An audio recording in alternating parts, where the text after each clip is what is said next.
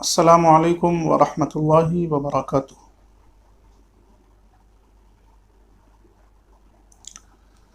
نحمده ونصلي ونسلم على رسوله الكريم وعلى آله وأصحابه أجمعين، أما بعد، فأعوذ بالله من الشيطان الرجيم، بسم الله الرحمن الرحيم۔ إن الله وملائكته يصلون على النبي يا أيها الذين آمنوا صلوا عليه وسلموا تسليما۔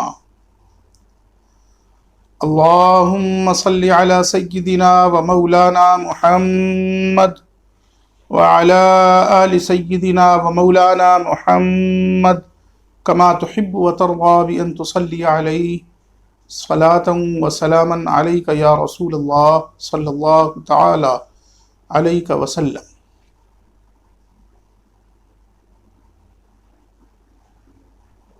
محترم حضرات،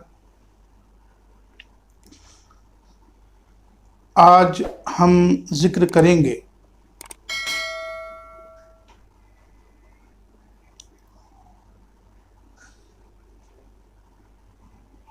باب الحوائج،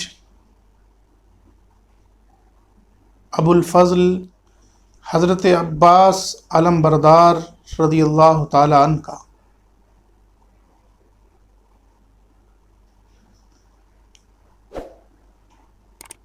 مولائے کائنات مشکل کشا شیر خدا رضی اللہ تبارک و تعالی عنہ کے لخت جگر،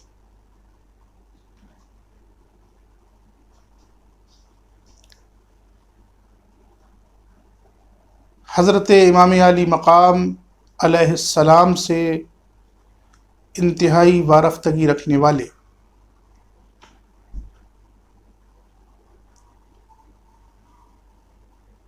اور سرزمین کربلا پر امام پر اپنی جان نچھاور کرتے ہوئے انتہائی اہم کردار ادا کرنے والے حضرت عباس علم بردار کا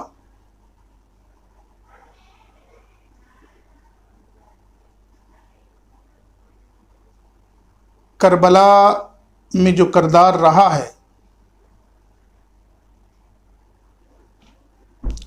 اسے فراموش کرنا کسی طرح مناسب نہیں ہو سکتا۔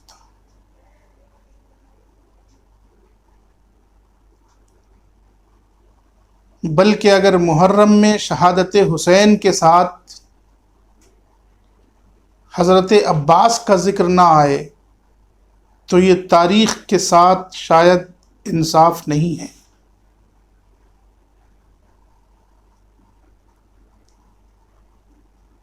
لہذا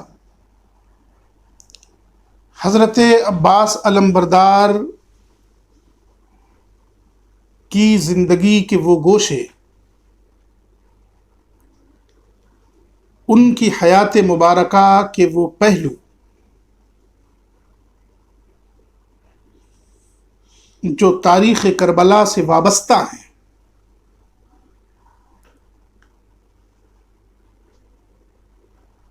ان کی شجاعت کے وہ نمونے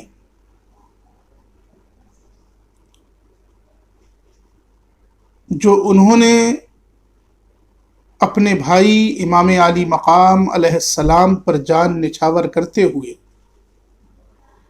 کربلا کی سرزمین پر پیش کیے ہیں، ان کا ذکر آج کی مختصر گفتگو میں رہے گا،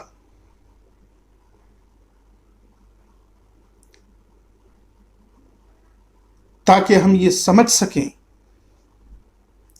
کہ کربلا میں اہم کردار ادا کرنے والے حضرت عباس علم بردار کی شخصیت کیا تھی۔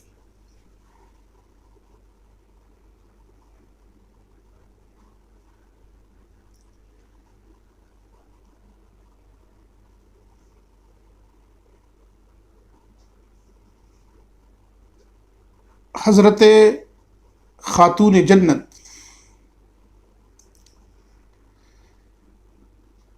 سیدہ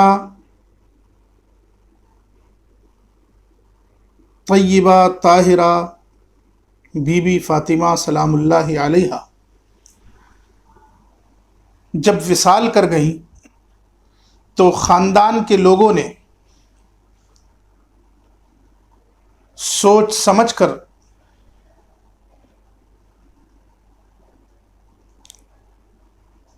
مولائے کائنات کی شادی فاطمہ بنت حزام سے کرائی۔ یہ قبیلہ وہ قبیلہ تھا جس کی بہادری عرب میں مشہور تھی، جس کی شجاعت کے جھنڈے عرب کے دلوں پر لہرا رہے تھے۔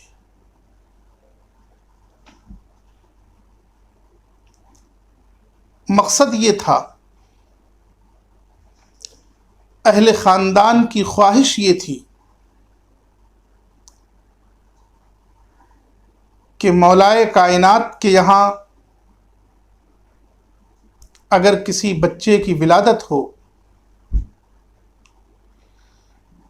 تو ایک طرف اس کی رگوں میں جہاں ہاشمی خون ہو، دوسری طرف اس قبیلے کی شجاعتیں بھی اس کے خون میں شامل۔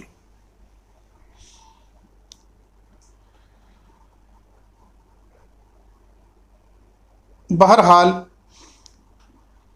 حضرت مولائے کائنات کی شادی فاطمہ بنت حزام سے ہو گئی۔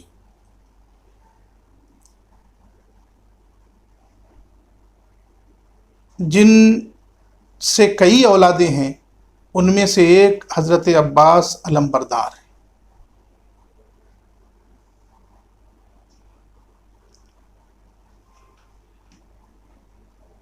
فاطمہ بنت حزام کو ام البنین کے نام سے بھی جانا جاتا ہے۔ حضرت عباس علمبردار 4 شعبان المعظم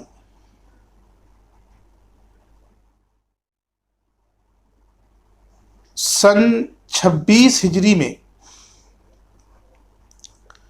اس دنیا میں تشریف لائے۔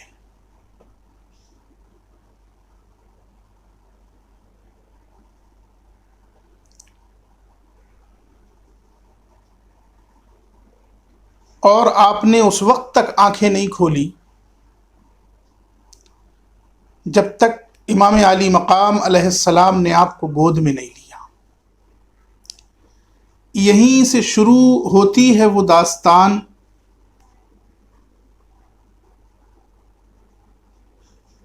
جس کا آج ہم کو ذکر کرنا ہے۔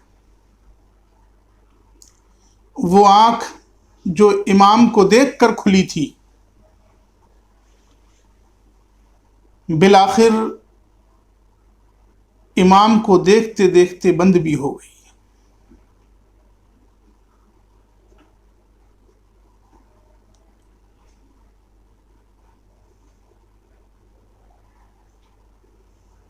حضرت عباس کے تعلق سے مورخین کہتے ہیں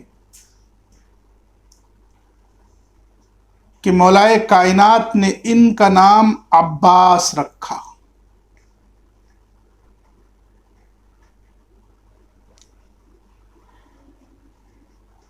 عباس اس شیر کو بھی کہا جاتا ہے عربی زبان میں کہ جنگل میں صحرا میں جس طرف وہ شیر چلا جائے تو دوسرے شیر خود بخود چھوڑ کر وہ علاقہ چلے جائیں۔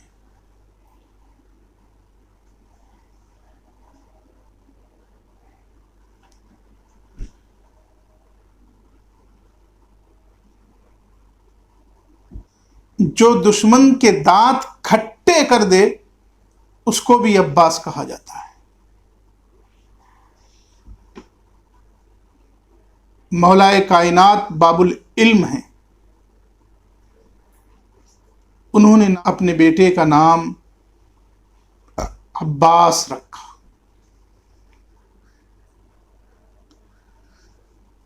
چنانچہ حضرت عباس کا ایک نمایاں وصف شجاعت رہا. آپ کی زندگی کے بہت سے خاص اوصاف میں سے ایک وصف یہ بھی ہے کہ آپ بے سہارا حاجت مندوں کی حاجت پوری کرنا پسند فرماتے تھے. جو محتاج ہے، جو حاجت مند ہے،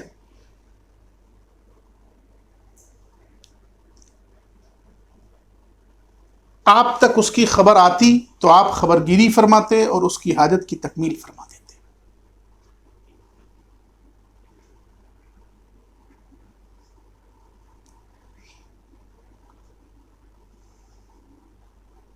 مولائے کائنات کی حیات ظاہری میں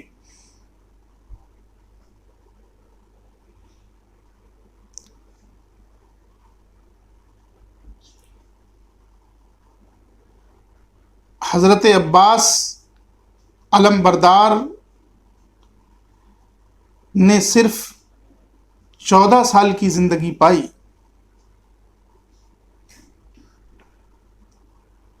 جس میں آپ اپنے والد گرامی کے ساتھ جنگ صفین، نہروان میں شریک رہے.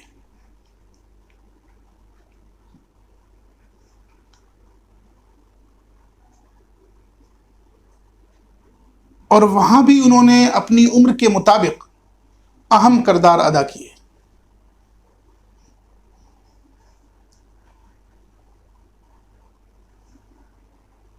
لیکن اب جب بھائی کے ساتھ ہیں، جب کربلا کی جنگ کو عباس کی ضرورت پڑتی ہے،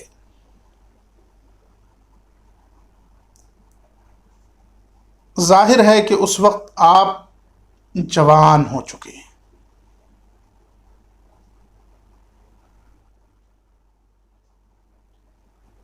اب بچپنا یا لڑکپن نہیں ہے، یہ دور ختم ہو چکے. اور اس قافلے میں حضرت عباس علم بردار اپنے بھائی امام علی مقام علیہ السلام کے ہمراہ ہوتے ہیں.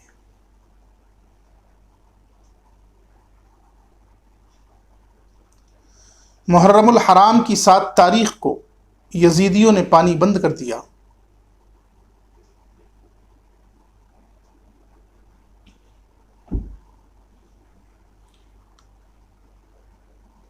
جیسا کہ آپ کو بتایا گیا تھا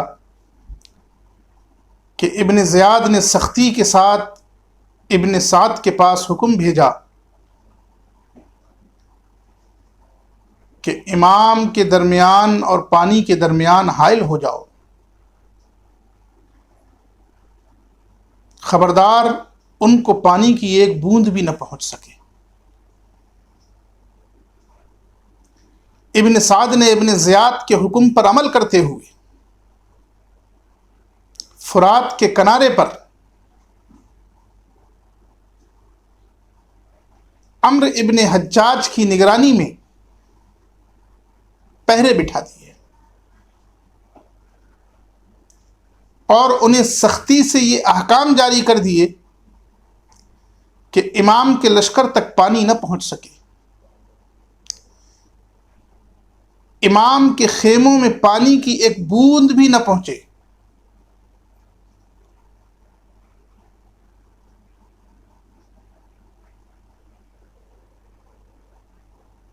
ظاہر ہے امام علی مقام علیہ السلام کے ساتھ چھوٹے چھوٹے بچے ہیں، خواتین ہیں، اہل خاندان ہیں، محبین و معتقدین بھی ہیں.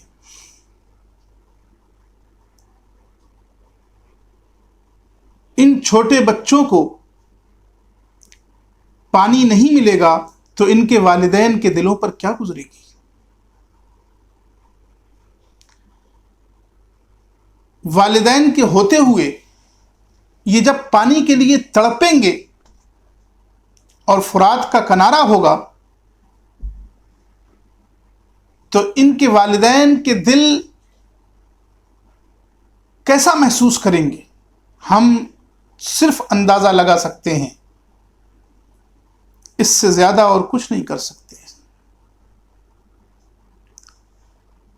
اس کی حقیقت کو وہی لوگ سمجھ سکتے ہیں جن پر کبھی ایسا وقت آیا ہو۔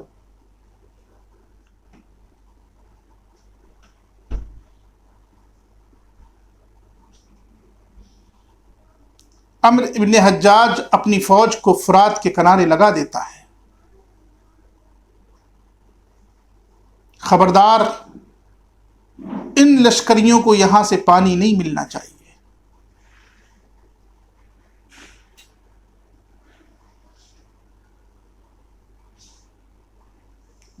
جب تک پیاس برداشت ہوئی تب تک بچوں نے پیاس برداشت کی، جب نہیں ہو سکی پانی کے مطالبے ہونے لگے، العطش العطش کی صدائیں آنے لگیں۔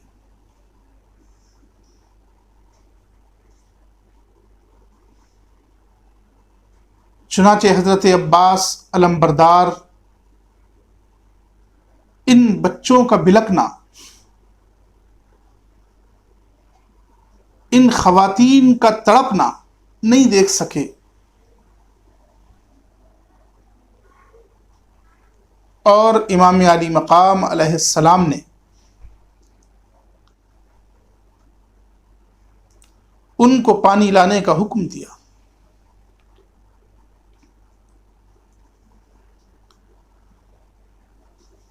آپ غور فرمائیں، لشکر میں اور بھی بہت سے لوگ تھے، اہل خاندان بھی ہیں، محبین بھی ہیں، وہ جنہوں نے اہل بیت کے نام پر جانیں نچھاور کی، وہ لوگ بھی موجود ہیں، لیکن امام علی مقام علیہ السلام کی نظر عباس پر پڑتی ہے، اور حضرت عباس کو بشکیزہ لے کر مورخین کے مطابق 20 لوگوں کو مشکیزے لے کر بھیجا، اور ان کے ساتھ کچھ سوار، تاکہ اگر کوئی جنگ یا وار کی نوبت آ جائے تو یہ لوگ ان کا جواب دے سکیں۔ چنانچہ حضرت عباس علمبردار ان لوگوں کو لے کر چلتے ہیں اور ان کے آگے آگے نافع ابن ہلال کو کرتے ہیں۔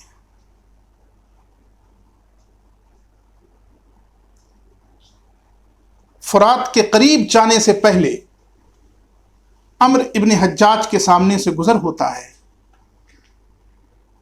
عمرو ابن حجاج نافع ابن ہلال سے پوچھتا ہے،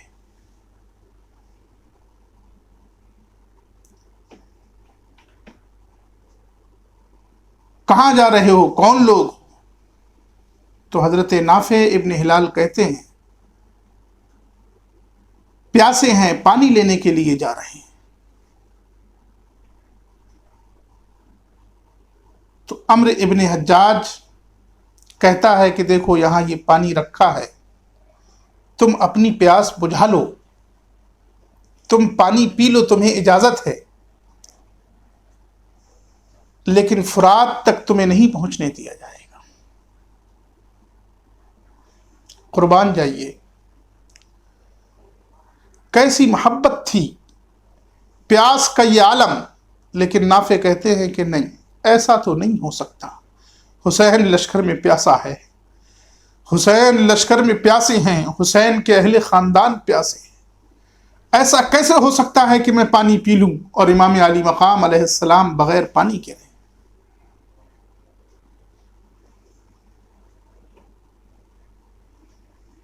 ادھر سے حضرت عباس علمبردار پہنچتے ہیں،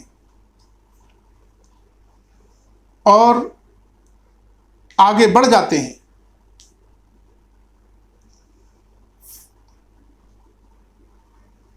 فرات تک پہنچنے میں کامیابی ملتی ہے. آپ حکم دیتے ہیں مشکیزوں کو پر کر لو. چنانچہ جتنے مشکیزیں تھے سب بھر لیے جاتے ہیں اور یہ لوگ چلنے لگتے ہیں. اتنے میں عمرو ابن حجاج اپنے سپاہیوں کو حکم دیتا ہے کہ دیکھو یہ کون لوگ ہیں، تمہیں یہاں پہرے پر کس لیے کھڑا کیا گیا تھا؟ یہ تو حسین کے لشکری پانی لے کر جا رہے ہیں.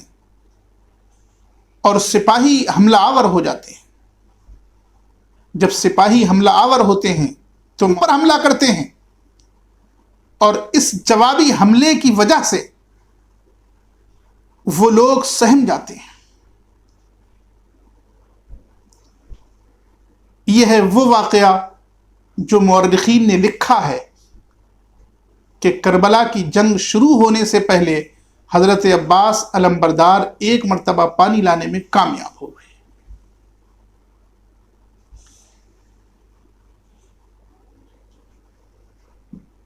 آپ کے جوابی حملے کو دیکھ کر عمرو ابن حجاج کے سپاہی بھاگ کھڑے ہوئے.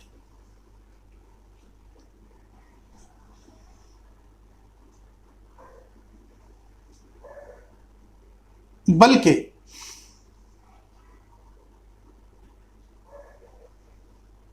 حضرت عباس علمبردار کے سپاہیوں میں سے کسی سپاہی کے تیر سے عمرو ابن حجاج کا ایک سپاہی دنیا سے چل بسا.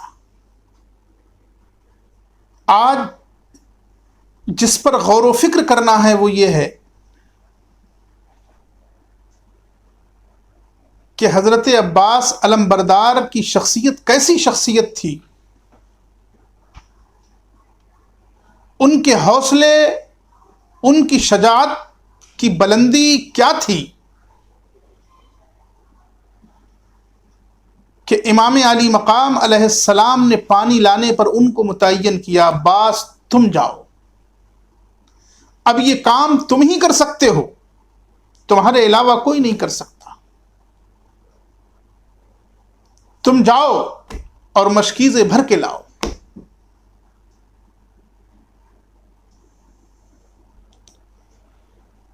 لیکن محترم حضرات، آپ سمجھ سکتے ہیں کہ 20 مشکیزیں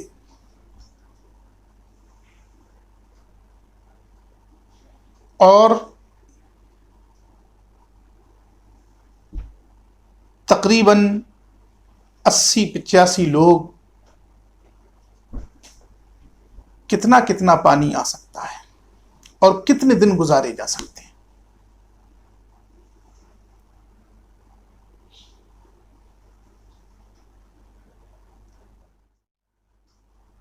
یہ تو اللہ تبارک و تعالیٰ کو ان ظالموں کو یہ دکھانا تھا کہ رب اگر چاہے تو تمہارے پہرے لگانے کے باوجود لشکر حسینی میں پانی پہنچ سکتا ہے، اور وہیں سے پہنچ سکتا ہے جہاں تم نے پہرے بٹھائے ہیں، کہیں اور سے نہیں، بلکہ وہیں سے پہنچ سکتا ہے جہاں تم نے پہرے بٹھا دیے. یوں تو امام جہاں سے چاہے وہاں سے پانی منگوا لیں، جہاں اشارہ کر دے وہاں سے پانی آ جائے، لیکن جس پانی پر تم نے پہرے بٹھا رکھے ہیں، جس فرات کے کنارے کو تم نے گھیر رکھا ہے، امام کے لشکر میں ایسے لوگ بھی ہیں کہ وہاں سے مشکیزہ بھر کر لا سکتے ہیں.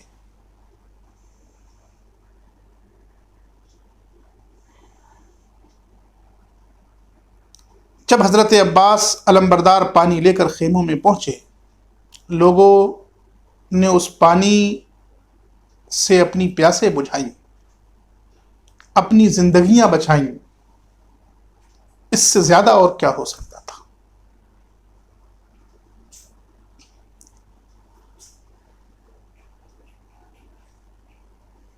ایک دوسرا واقعہ حضرت عباس علمبردار کا کربلا ہی کی تاریخ میں، کربلا ہی کی جنگ میں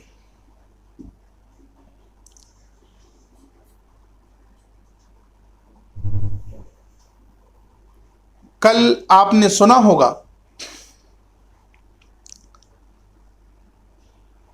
کہ جب ابن سعد نے ابن زیاد کے پاس خط لکھا کہ امام علی مقام علیہ السلام اس بات پر بھی تیار ہیں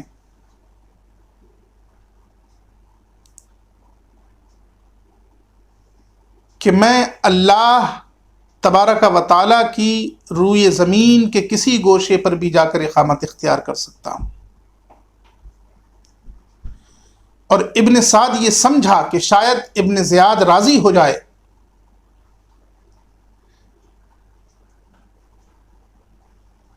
اور ابن زیاد بھی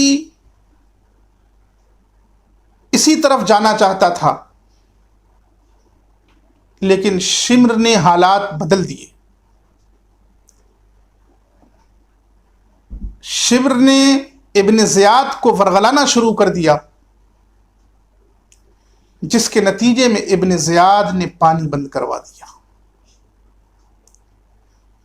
جس کے نتیجے میں ابن سعد کی فوج کو فرات کے کنارے بٹھا دیا گیا۔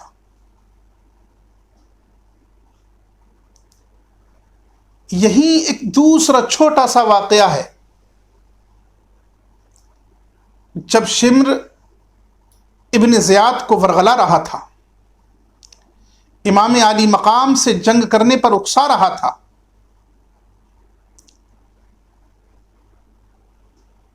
اور جنگ کی زمین تیار کرنے میں لگا تھا، وہیں حضرت عباس کی والدہ فاطمہ بنت حزام کے ایک بھائی بیٹھے ہوئے تھے۔ انہوں نے ابن زیاد سے کہا کہ اس لشکر میں میرے کچھ بھانجے بھی ہیں،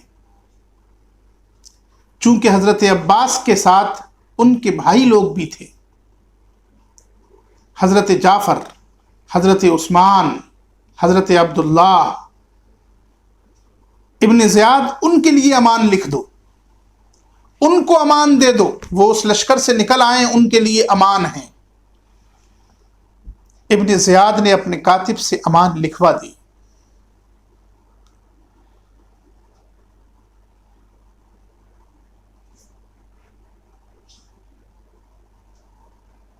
عبداللہ ابن حزام خوش ہو گئے،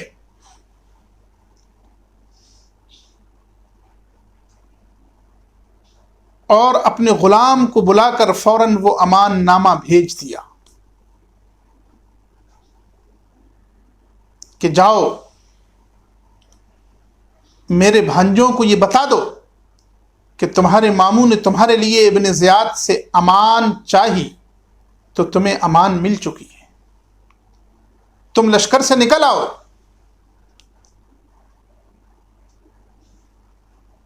جب یہ قاصد ابن سعد کے پاس پہنچا اور اس نے امان نامہ دکھایا تو ابن سعد نے لشکر حسینی میں اعلان کرایا کہ ام البنین کے بیٹوں کو امان مل چکی ہے،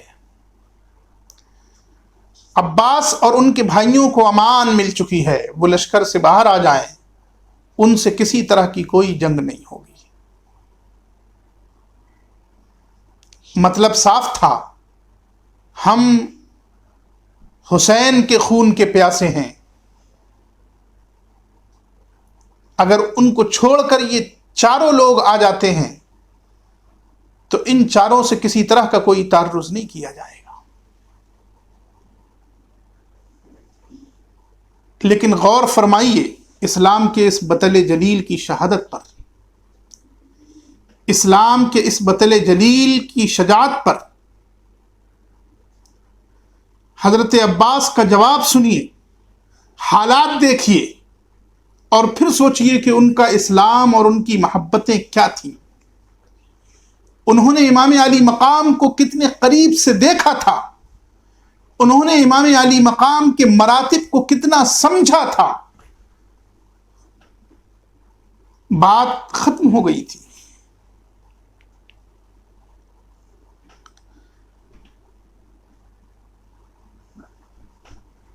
امان مل چکی تھی،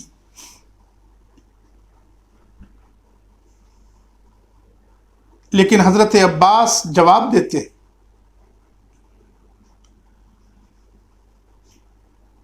رہے ہم لوگ تو ہمیں تمہاری امان نہیں چاہیے، امان اللہ خیر من امان ابن سمیہ، اللہ کی امان بہتر ہے ابن سمیہ کی امان سے۔ غور کیجئے اس بہادر کی شجاعت پر،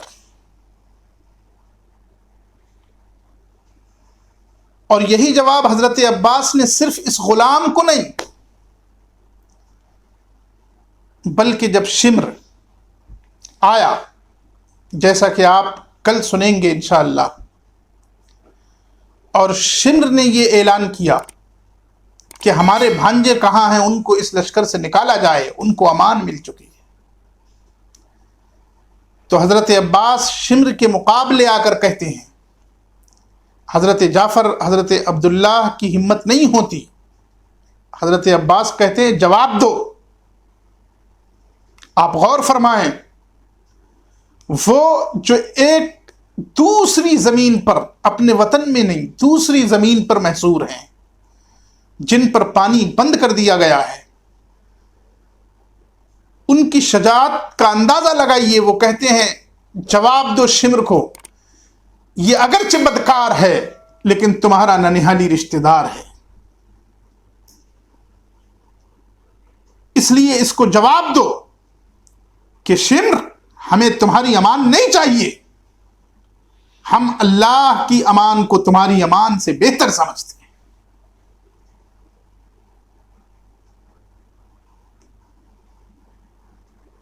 یہ حضرت عباس علمبردار کی شجاعت کا دوسرا واقعہ تھا جو کربلا میں پیش آیا۔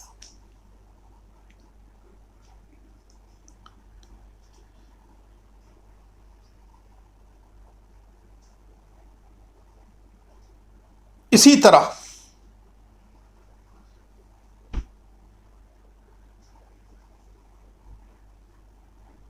کربلا کی جنگ میں ایک مقام وہ آتا ہے جہاں امام علی مقام علیہ السلام عباس کو آواز دیتے ہیں، اپنے بھائی کو تلاش کرتے ہیں۔ کون عباس؟ وہ جو دشمنوں کی فوج کے درمیان بھی چلا جائے تو دشمنوں کی فوج ایسے بھاگے جیسے جنگلی شیر کو دیکھ کر شیر بھاگا کرتے ہیں۔ وہ عباس جس کو دیکھتے ہی دشمنوں کے دانت کھٹے ہو جائیں، وہ عباس جس کو دیکھتے ہی دشمنوں کے چہرے بگڑ جائیں،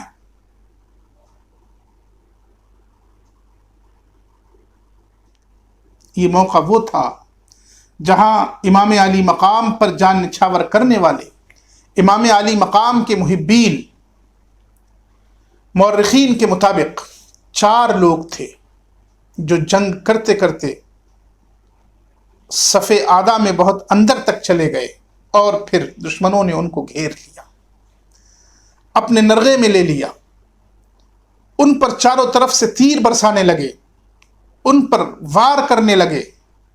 جب تیر کثرت سے آنے لگے، زخم بہت کھا چکے تھے، تب ان میں سے کسی نے آواز دی، ان میں سے کسی نے صدا لگائی، اغثنی، امام مدد کی جائے، حسین المدد۔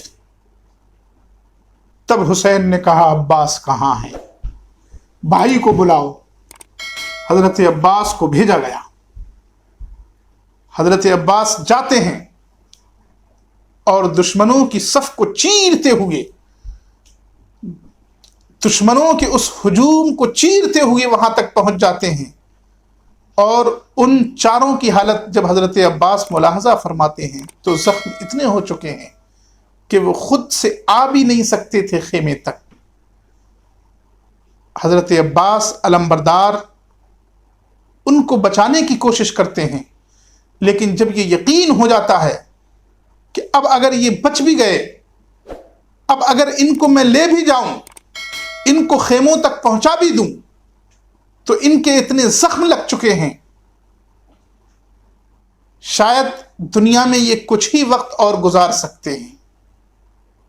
اس لیے حضرت عباس دشمنوں سے مقابلہ کرنے لگتے ہیں، اور دیکھتے ہی دیکھتے ان چاروں پر پھر اعداء کی فوج حملہ کرتی ہے، اور وہ چاروں اس دنیا سے رخصت ہو جاتے ہیں۔ یعنی حضرت عباس نے دشمنوں کی صفوں کے بیچوں بیچ پہنچ کر اپنے جانثاروں کو ان کے نرغے سے چھڑا لیا۔ یہ الگ بات ہے کہ وہ جان نچھاور کر چکے تھے، وہ دنیا میں کچھ ہی دیر کے مہمان رہ گئے تھے۔ اس لیے حضرت عباس علمبردار پھر اپنے کو بچانے میں لگ گئے اور دشمنوں پر حملہ کرنا شروع کر دیا، اور دشمنوں کی فوج کے بیچ میں پہنچ کر عباس ان پر حملہ کرتے ہوئے اپنے بھائی کے پاس تک واپس بھی آئے۔ یہ تھی عباس کی وہ شجاعت، جس شجاعت پر اعتبار کرتے ہوئے، جس شجاعت پر اعتماد کرتے ہوئے امام علی مقام علیہ السلام عباس کو بلا رہے ہیں۔ عباس کو بلاؤ، دیکھو یہ چاروں لوگ پھنس چکے ہیں، یہ دشمنوں کے نرغے میں ہیں، یہ اب اپنے آپ کو وہاں سے نکال نہیں پا رہے، عباس تم جاؤ ان کو بچا کر لاؤ، ایک تم ہی ہو جو ان کو بچا کر لا سکتی ہو۔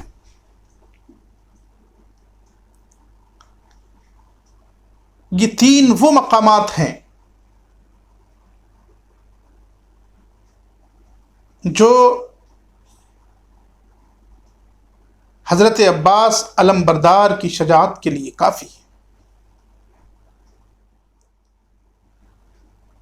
لیکن ایسا نہیں کہ کربلا میں صرف یہ تین واقعات ہی پیش آئے۔ آپ غور کیجئے، کربلا کی جنگ میں حضرت امام علی مقام علیہ السلام نے پرچم عباس کے ہاتھ میں دیا تھا، عباس اس جنگ کا پرچم تم کو سنبھالنا ہے۔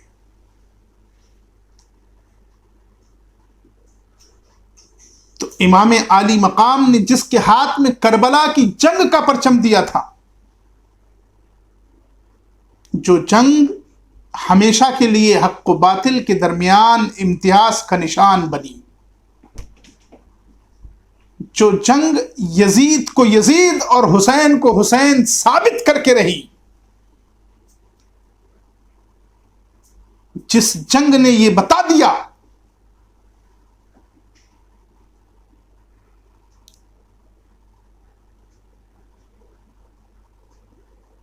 کہ نبی کے گھرانے والے، نبی کے خاندان والے، نبی کے وہ نواسے جن کو نبی بھی چوما کرتے تھے، جن کو مصطفیٰ جان رحمت صلی اللہ علیہ وسلم بھی بوسے دیا کرتے تھے،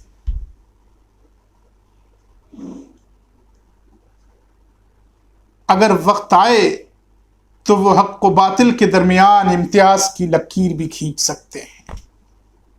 یاد رکھنا، یہ وہ شہسوار ہیں جو اگرچہ نازوں کے پلے ہیں، لیکن اپنے نانا کے دین کو بچانے کے لیے اسلام پر قربان بھی ہو سکتے ہیں۔ کربلا کی جنگ کوئی معمولی جنگ نہیں تھی، کربلا کا معرکہ کوئی معمولی معرکہ نہیں تھا۔ اس معرکے میں حق و باطل کا امتیاز ہے۔ یہی معرکہ ہمیں یہ سکھاتا ہے کہ حق کی بات آئے تو پھر ہزاروں کے لشکر سے بھی نہیں ڈرنا چاہیے۔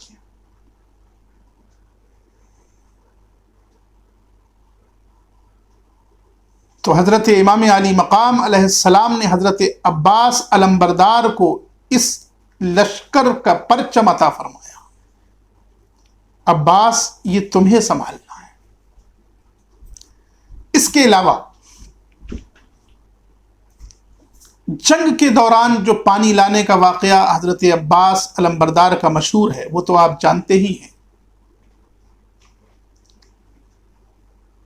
آپ پانی لینے کے لیے تشریف لے گئے، وہاں جو حالات پیش آئے،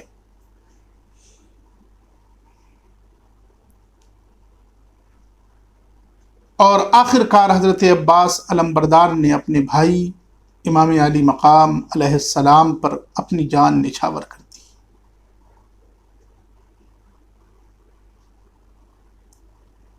کربلا کی جنگ میں وہ آنکھ بند ہو گئی جو اپنے بھائی کو دیکھ کر کھلی تھی۔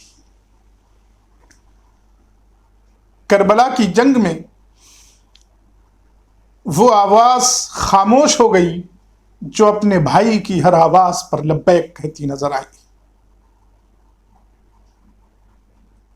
یہ تھے حضرت عباس علمبردار کی حیات مبارکہ کے وہ نمایاں پہلو جو کربلا کی جنگ سے تعلق رکھتے ہیں۔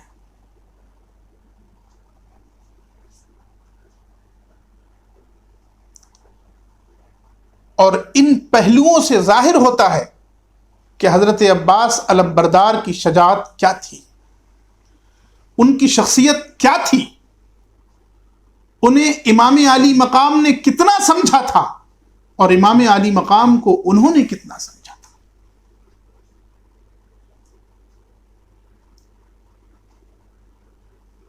کربلا تک حضرت عباس علمبردار نے اپنے بھائی کا ساتھ نہیں چھوڑا، جان نچھاور کر دی، لیکن پیچھے نہیں ہٹے۔ اللہ تبارک و تعالی ہم سب کو دین کے لیے جینے اور دین کے لیے مرنے کی توفیق نصیب فرمائے، آمین۔ وآخر دعوانا ان الحمد للہ رب العالمین۔ السلام علیکم ورحمۃ اللہ وبرکاتہ۔